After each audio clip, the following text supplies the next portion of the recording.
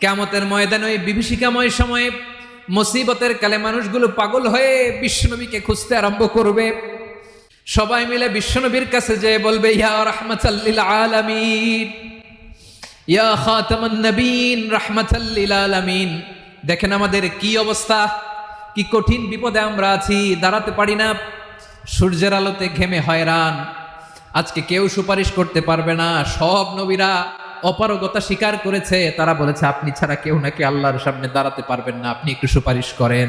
বিশ্বনবী বলবেন, আসো আসো, আজকের দিনে আমি ছাড়া আল্লাহর সামনে কেউ দাঁড়াতে পারবে না। বিশ্বনবী মাকামে মাহমুদে যে আল্লাহু আকবার বলে সিজদায় লুটিয়ে পড়বেন। আল্লাহ রাব্বুল আলামিন বিশ্বনবীকে এমন কিছু চমৎকার শব্দ শিখাবেন, ওই শব্দগুলো দিয়ে আল্লাহর প্রশংসা করে বিশ্বনবী কাঁদতে আরম্ভ করবেন। বিশ্বনবী এমন ভাবে অজর দ্বারায় সিজদায় লুটিয়ে পড়ে কাঁদবেন, রব্বুল আলামিনের রহমতের দরিয়ায় জোশ লেগে যাবে।